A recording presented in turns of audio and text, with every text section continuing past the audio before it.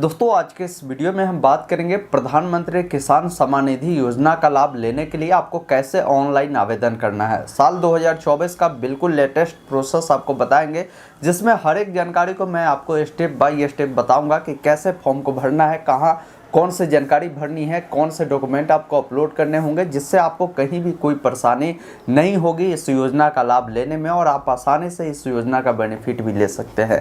पहले समझते हैं प्रधानमंत्री किसान सम्मान निधि योजना होते क्या है, इसमें आपको कितने बेनिफिट मिलते हैं और कौन लोग इसके लिए आवेदन कर सकते हैं। प्रधानमंत्री किसान सम्मान निधि योजना माननीय प्रधानमंत्री जी के द्वारा चलाई जाने वाली एक काफ़ी कल्याणकारी योजना है। इस योजना के तहत किसानों को सालाना 6,000 रुपये की जो राशि है अभी जो प्रावधान है उसके तहत दी जाती है। ये राशि आपको प्रत्येक 4 महीने पर आपके खाते में भेजी जाती है।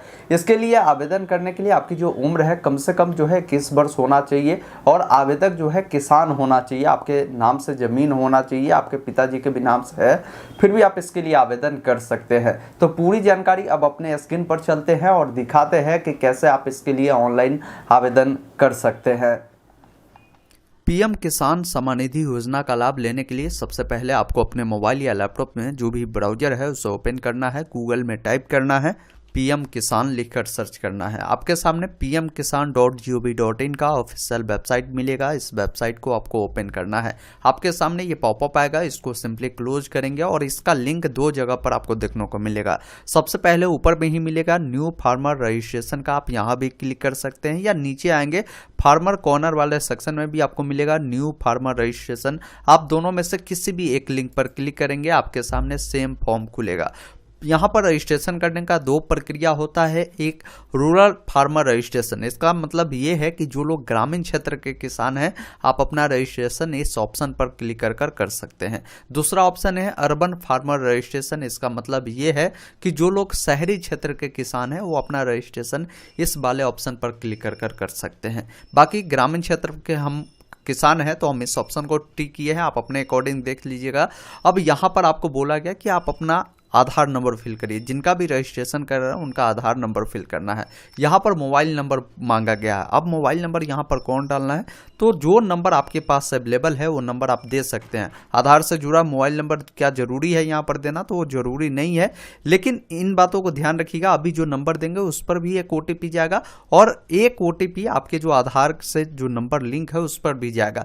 तो आप अभी जो नंबर आपके पास प्रेजेंट में है वो नंबर दे दीजिएगा। अगर आधार से जुड़ा आपके पिताजी का नंबर है तो उससे OTP आप मंगवा लीजिएगा, लेकिन अभी वाला जो नंबर है आप अपना भी दे सकते हैं, या चाहे तो आधार वाला मोबाइल नंबर ही आप यहाँ पर डाल सकते हैं। बाकी जिस स्टेट से आप इसके लिए आवेदन दे रहे हैं उस स्टेट को चुनेंगे। कैप्चा कोड आपको मिलेगा, उसे फिल करना है। एक ऑप्शन मिलेगा गेट OTP का, जिस पर क्लिक करना है। जो मोबाइल नंबर अभी ऊपर आपने दिया है उस पर एक OTP मिला होगा, उस OTP को आप फिल करें, कैप्चा कोड को यहाँ पर डालें और सबमिट वाले विकल्प पर क्लिक करें। जैसे ही आप सबमिट करते हैं तो एक जो नंबर है आपका तो वेरीफाई हो चुका है, एक और OTP आपको गया होगा जो आपके आधार से मोबाइल नंबर लिंक होगा उस OTP को यहाँ पर फिल करेंगे। जो आपके नंबर पर गया होगा वो 4 डिजिट का होगा, आधार से जुड़ा नंबर पर जो गया होगा वो 6 डिजिट का OTP होगा। उससे फिल करने के बाद यहाँ पर टिक करना है और एक ऑप्शन मिलेगा वेरीफाई आधार OTP, जिस पर क्लिक करना है। अब आपके सामने इस प्रकार रजिस्ट्रेशन फॉर्म खुलता है, जिसमें सबसे पहले आपको डिस्ट्रिक्ट चयन करना है। अब यहाँ पर आपका जो भी सब डिस्ट्रिक्ट होगा उससे आप यहाँ से चयन करेंगे। आपका जो ब्लॉक होगा, ब्लॉक की यहाँ पर आपको लिस्ट मिलती है, इस पर आप क्लिक करेंगे और अपना ब्लॉक चयन करेंगे। फिर आपका जो विलेज की सूची है यहाँ पर मिलती है, आप अपना अब विलेज देखेंगे क्योंकि पूरे ब्लॉक का लिस्ट आपको मिलता है। तो विलेज को चुनने के बाद यहाँ पर देखेंगे फार्मर की जानकारी, जेंडर मिलता है, कैटेगरी आपको पूछी गई। यहाँ पर 3 ही ऑप्शन मिलते हैं, जैसे जनरल के थ्रू ही जो OBC वाले कैंडिडेट है वो आ जाते हैं, बाकी SC ST को नीचे में ऑप्शन दिए गए हैं। तो यहाँ पर कंफ्यूज आपको नहीं होना, आप अपने अकॉर्डिंग उससे चुनेंगे।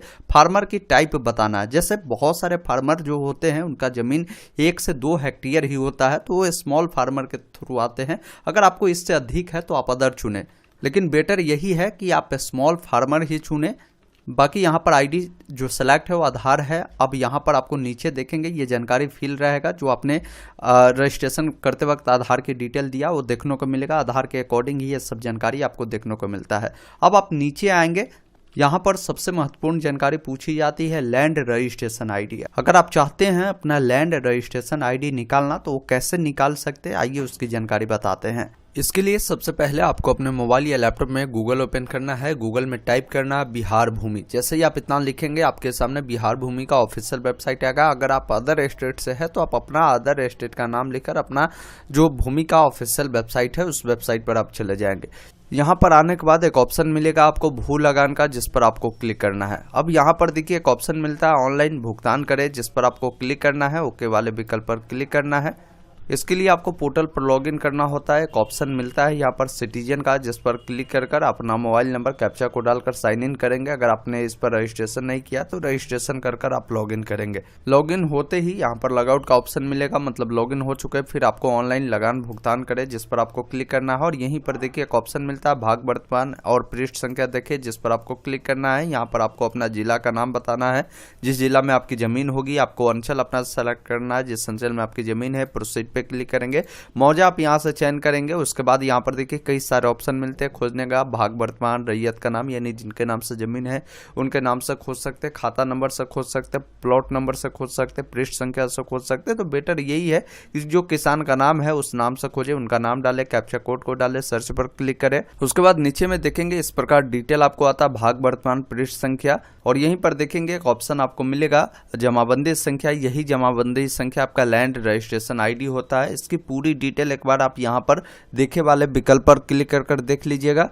अगर आप यूपी वाले कैंडिडेट है तो आप डायरेक्ट गूगल में लिखेंगे यूपी भूमि, आपके सामने देखेंगे भूलेख का ऑफिशियल वेबसाइट आएगा, जिस पर आपको क्लिक करना है। यहाँ पर एक ऑप्शन मिलेगा खतौनी का, जिस पर आपको क्लिक करना है, कैप्चा कोड को डालकर सबमिट करना है। अब यहाँ पर आपको अपना जनपद यानी अपना जिला चुनना है। बाकी यहाँ पर आपके जो भी तहसील होगा उससे आप चयन करेंगे, और जो भी आपका गाँव का नाम होगा उससे आप चयन करेंगे। यहाँ पर कई सारे ऑप्शन है खोजने का, जैसे खेसरा, खाता नंबर, या जिनके नाम से जमीन है उनके नाम से भी खोज सकते हैं। तो जो भी ऑप्शन आप खोजना चाहते हैं उससे आप यहाँ पर डालेंगे, और एक ऑप्शन मिलेगा यहाँ पर खोजे का, जिस पर क्लिक करेंगे आपके सामने आपका लैंड रजिस्ट्रेशन आईडी मिल जाएगा। इसको कॉपी कर लेना है और यहाँ पर आपको पेस्ट कर देना है वही लैंड रजिस्ट्रेशन आईडी जो निकाला है। अन्य स्टेट का भी आप डायरेक्ट निकाल सकते हैं, जैसा आपने बता ही दिया।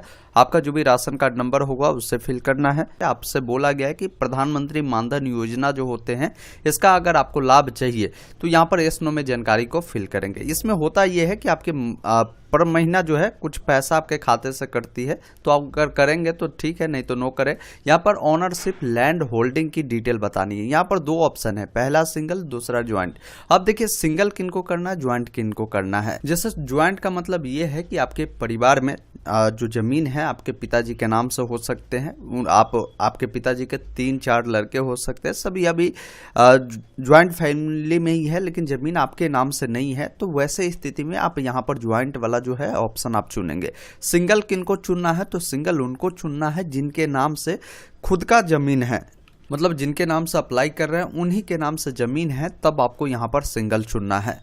अब यहाँ पर उसके बाद डिटेल ऐड करने के लिए ऐड वाले विकल्प पर आपको क्लिक करना है। नीचे आपको आना है, यहाँ पर देखिए आपको सर्वे खाता नंबर बोला गया है, तो जो भी आपके जमीन का खाता नंबर हो या सर्वे नंबर हो उसे फिल करें। खेसरा नंबर यहाँ पर आपको डालना है, और साथ ही साथ यहाँ पर आपको बताना है कि ज़मीन जो आपकी है वो कितना है, एरिया में आपको बतानी है।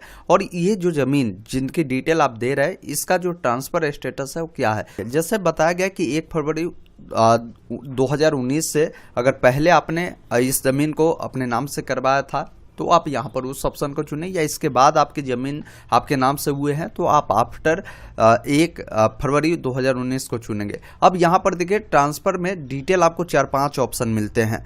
पहला ऑप्शन है वैसे अगर कोई महिला है जिनके हस्बैंड की मृत्यु होने के बाद वो अपना जो ज़मीन है अपने नाम से करवाई है, तो आप ये फर्स्ट ऑप्शन को चुनेंगे।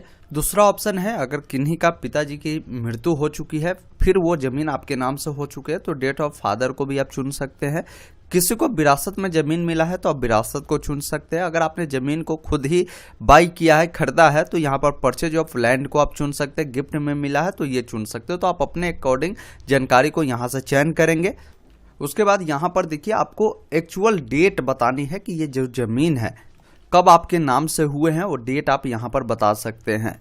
उसके बाद यहाँ पर पाटा नंबर है, इसको आपको छेड़छाड़ नहीं करना है, ये बाय डिफॉल्ट नो रहेगा, इसको नो ही रहने दीजिएगा। अब यहाँ पर जो पुराने ऑनर है उनका यहाँ पर आधार नंबर पूछा गया, तो जैसे ये जमीन आपके पिताजी के थे तो आपने अपना नाम से करवाया तो वो डालेंगे, वही आप यहाँ से अगर आप खुद परचेज किए हैं तो इस ऑप्शन को चुनेंगे तो फिर आधार नंबर की जानकारी आपको नहीं पूछी जाएगी। यहाँ पर सिर्फ कब लिए हैं वो जानकारी भरना, तो ये ऑप्शन के ऊपर है। आप जो भी ट्रांसफर डिटेल ऐड चुनते हो उसके अकॉर्डिंग जानकारी फिल करनी होती है। फिर यहाँ पर एक ऑप्शन मिलते हैं ऐड का, जिस पर आपको क्लिक करना है। इस प्रकार ऊपर में देखेंगे आपका जो डिटेल है वो ऐड हो चुका है। अगर आपका एक से अधिक जमीन है या खाता खिस रहा है तो उसी अकॉर्डिंग जानकारी को यहाँ पर डालेंगे और ऐड वाले विकल्प पर आप क्लिक करेंगे। उसके बाद इस जमीन का जो भी आपके पास डॉक्यूमेंट होगा, सपोर्टिंग डॉक्यूमेंट, जैसा आपके पास करेंट रसीद हो सकता है या आपके पास अन्य जो भी दस्तावेज होगा, अलग अलग स्टेट में अलग अलग डॉक्यूमेंट लगते हैं, तो जो डॉक्यूमेंट जमीन से जुड़ा होगा उसे आप PDF फॉर्मेट में 200 KB में यहाँ पर अपलोड करेंगे और एक ऑप्शन यहाँ पर सेव का मिलता है जिस पर आपको क्लिक करना है। अब यहाँ पर अगर किसी को अपना जमीन का रसीद को PDF नहीं बनाना आता है, आप गूगल में कन्वर्ट JPG टू PDF लिखेंगे, आपके सामने ये वेबसाइट मिलेगा। यहाँ से आपको इमेज चुनना है। जैसे मान लीजिए आपके पास एक से अधिक आपके पास ज़मीन का रसीद है, तो आप क्या करेंगे, जितने भी ज़मीन का रसीद है उसका फ़ोटो पहले खींच लीजिएगा। इस प्रकार आप उसको सेलेक्ट कर ओपन करिएगा। इस प्रकार देखेंगे आपका जो रसीद है देखने को मिलेगा और कन्वर्ट टू PDF कर लीजिएगा। यहाँ से PDF बन गया है, यहाँ से डाउनलोड कर लेना है, उसे आपको यहाँ पर अपलोड करना है। एक ऑप्शन यहाँ पर सेव का मिलेगा जिस पर आपको क्लिक करना है। इस प्रकार देखेंगे आपका जो रजिस्ट्रेशन है सफलतापूर्वक सबमिट हो चुका है। आपको एक फार्मर रजिस्ट्रेशन ID मिल चुका है, इसको कॉपी कर लीजिएगा। उसके बाद अब इसका आवेदन की स्थिति देखने के लिए इनके ही वेबसाइट पर आएंगे। एक ऑप्शन मिलेगा जो कैंडिडेट या जो फार्मर रजिस्ट्रेशन कर चुके हैं, अपना स्थिति देखने के लिए इस लिंक पर क्लिक करेंगे, अपना आधार नंबर डालेंगे, ये कैप्चा कोड मिलेगा उससे आपको फिल करना है, सर्च वाले विकल्प पर क्लिक करना है। उसके बाद आपके सामने आपका जो आवेदन की स्थिति है देखने को मिलेगा। यहाँ पर किसान का नाम, उनके पिताजी का नाम, आधार नंबर, बाकी स्टेट, ब्लॉक, ये सब जानकारी मिलती है और यहाँ पर आपकी स्टेटस दिखाती है कि क्या है। अभी देखेंगे इनका जो है पेंडिंग है डिस्ट्रिक्ट और ब्लॉक लेवल पर। जैसे ही ये वेरीफाई हो जाएगा फिर इनकी राशि मिलना शुरू हो जाएगी। रिजेक्ट होते हैं तो यहाँ पर रीजन बता दिए जाते हैं कि क्यों आपका फॉर्म रिजेक्ट किए गए हैं। दोस्तों अभी आपने देखा, हमने आपको पूरी स्टेप बाय स्टेप प्रोसेस बताया कि कैसे प्रधानमंत्री किसान सम्मान निधि योजना के लिए आपको ऑनलाइन आवेदन करना है। मैं आशा करता हूं आपको पूरी जानकारी मिली होगी। कहीं भी किसी भी प्रकार की डाउट और कन्फ्यूजन बची है आप नीचे कमेंट बॉक्स में लिख सकते हैं। बाकी हमारा अपडेट अगर आपको पसंद आया हो तो इसे लाइक शेयर जरूर कर दीजिएगा। चैनल पे नए हैं तो सब्सक्राइब कीजिएगा ताकि इस प्रकार की लगातार अपडेट आपको मिलती रहेगी। वीडियो देखने के लिए बहुत बहुत धन्यवाद।